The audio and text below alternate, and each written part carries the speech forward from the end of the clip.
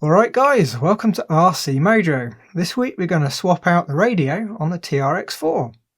The stock radio, despite how it looks, is a fairly powerful computer radio with endpoints and a whole host of other things, especially if you fork out for the Traxxas Bluetooth module. Unfortunately, there's still a couple of things it can't really do. First is the diff lock switch on the top can only do 3 modes: diffs open, front diff locked, and both locked. It would be nice to have independent control. Also, there's no spare channels to run a winch, lights, or other functions. It's a shame, as otherwise it's a nice, comfortable handset to use. So to replace it, I've got yet another FlySky GT3C that I've already modified for 8 channels.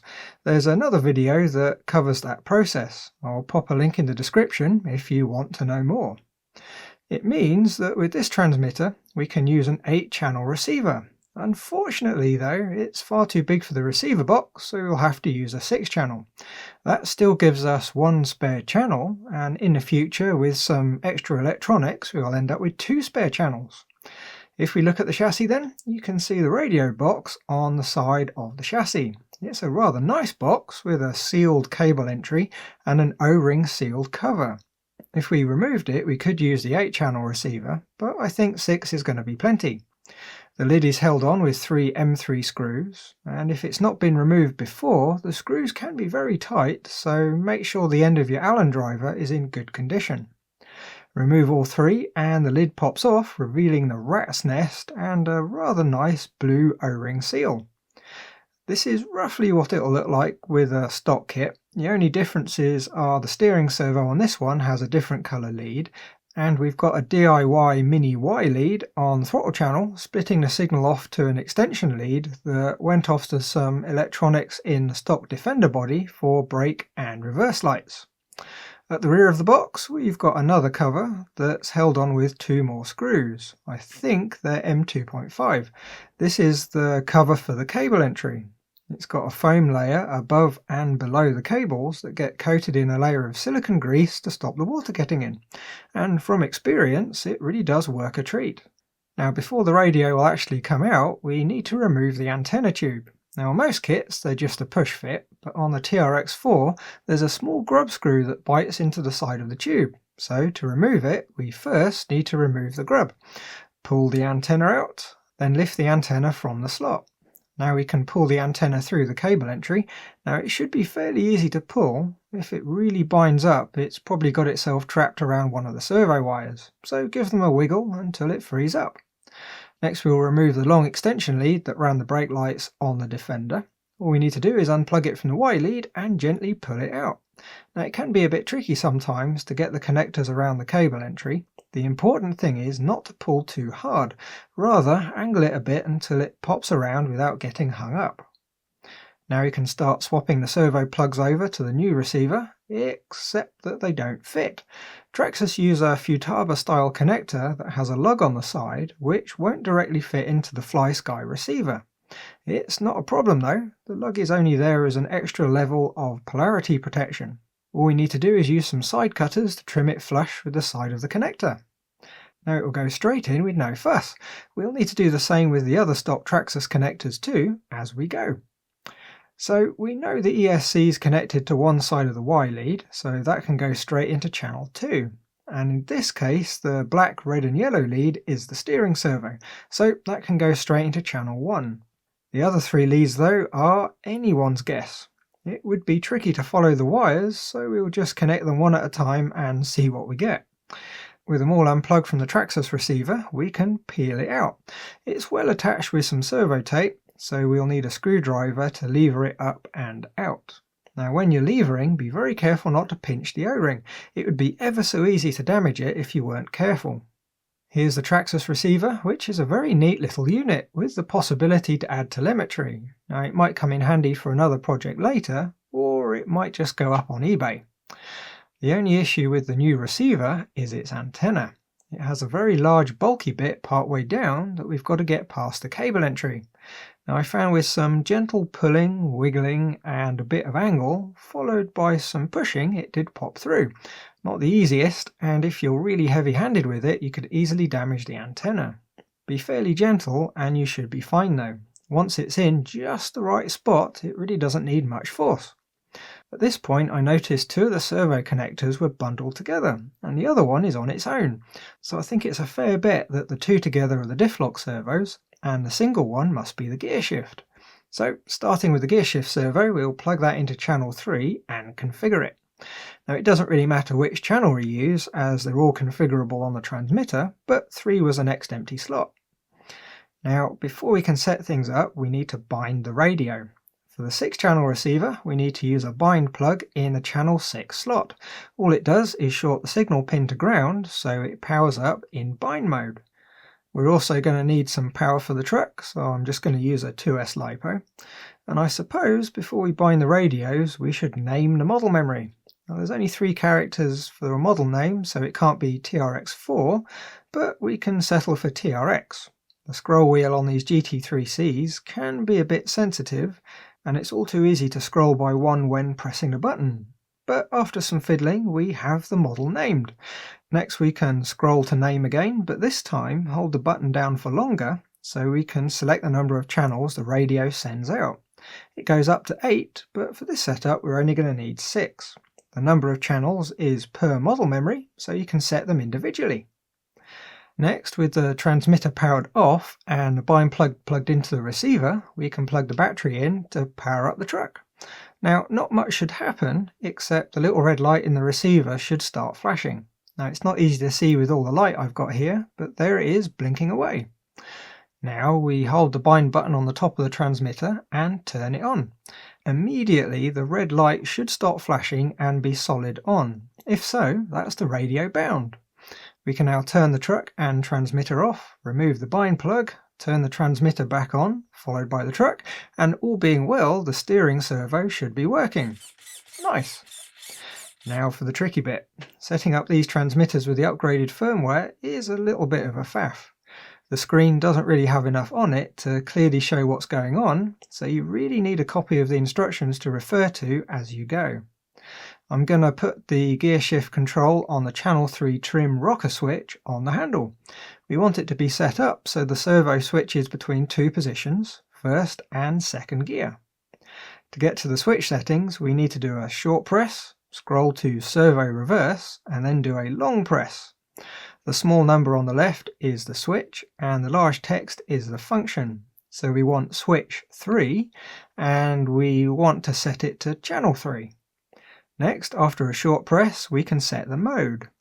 Now NL is no long press, AR auto repeat, MO momentary, RS long press to center, and EN which makes a long press go straight to the endpoint. And we're going to want NL for this setup.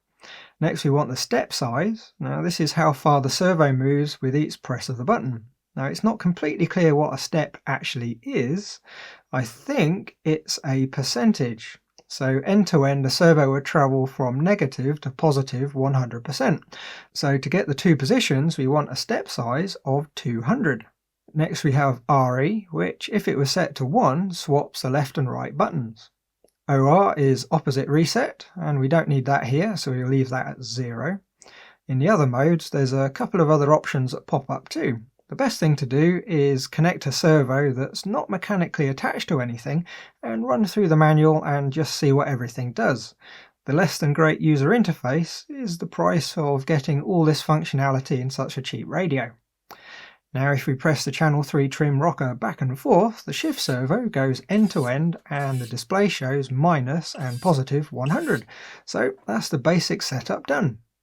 Next we need to set up the endpoints, one of the great reasons for swapping out the radio. The stock Traxxas radio only has endpoints on the steering and I think the throttle, so the shift and diff lock servos are almost always fighting against their servo saver. In effect, the little tiny motors inside are always powered in a stalled position. To set the endpoints, we go to the endpoint setting and do a short press. Scroll to channel 3 and do another short press. Now we can set the percentage. Now initially I like to just turn them right the way down to 5 or 10% just to make sure the servos are unloaded. Oddly enough, to switch between the 2 ends of the channel, other than channel 1 or 2, you give the throttle trigger a nudge. A bit strange, but it works. Now if we use the switch, you can see the shift servo barely moves. It's not under any load anymore, so it's going to be quite happy. To set up the actual endpoints, we need to have the wheels turning. So we need to lift them off the ground so the truck doesn't drive away. The first thing I had at hand was a set of WP1080 ESC boxes. 2 of them under each axle does the job. Now you can go back into the endpoint menu for channel 3, and while very gently applying some power to the motor, we can increase the endpoint. What we're looking for is the point where the servo has pushed in or pulled out the shift rod as far as it will go. We want full engagement in the gearbox, but we don't want to go beyond any more, and the servo starts winding up the servo saver spring, leaving it under constant load. While we're playing with the endpoints, another one that's important to do is the steering. At the moment, at full lock, it's hitting the stops for the steering and it's lifting up the axle, which isn't ideal. It's going to be easier to set up if we flip the chassis over so we can see what's going on. You can see that the steering is going as far as it can, but the servo is going a little bit further and trying to pull up the whole axle.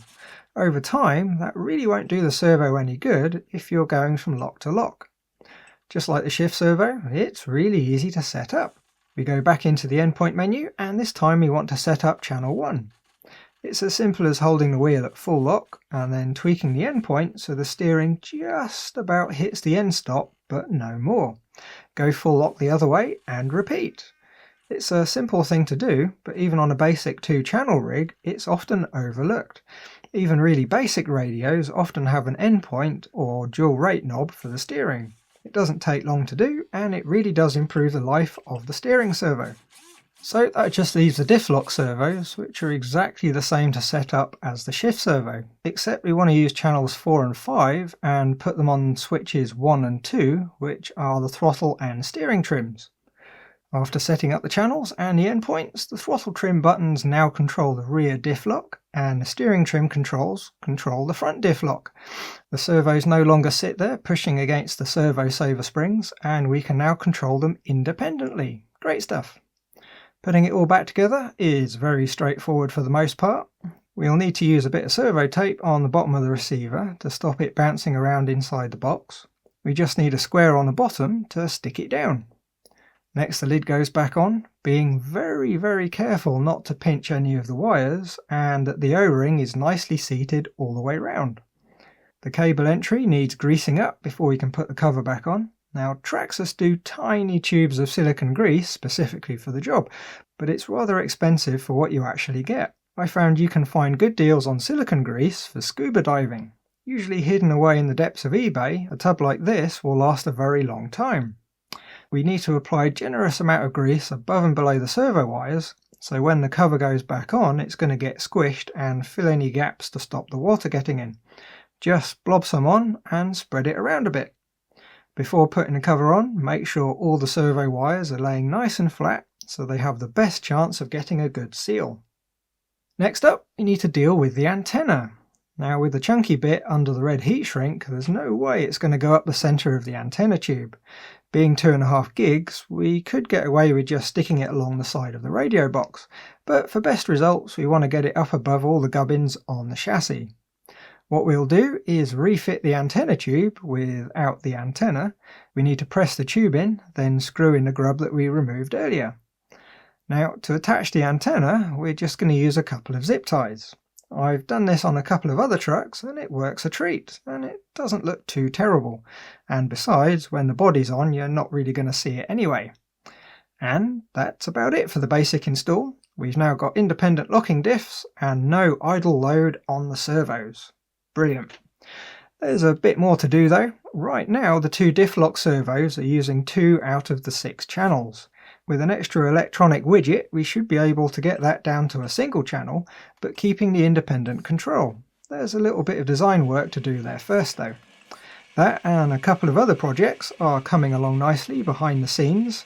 I'm hoping after the current situation settles a bit and the supply chains get going again, I'll be able to start getting things made up to go on sale. Right now, for the videos, I've very nearly run out of things to do. I haven't live streamed for a little while because, quite simply, I don't have anything ready to repair or build. It's going to be a bit tricky to stretch things out. I was planning to have lots of outdoor footage by now, but that's not really happening. On the plus side, I have ordered yet another Tamiya kit to put together. It's a classic with the usual quirkiness you get with the vintage kits, so that should be fun. Hopefully by the time it's running, we will be allowed to go out for a proper run. Anyway, that's it for this week then. I think we will do some more WPL C44KM next time, get it to a rolling chassis state. In the meantime, thanks for watching, like if you like, subscribe if you haven't, and leave a comment if there's something on your mind. Bye guys!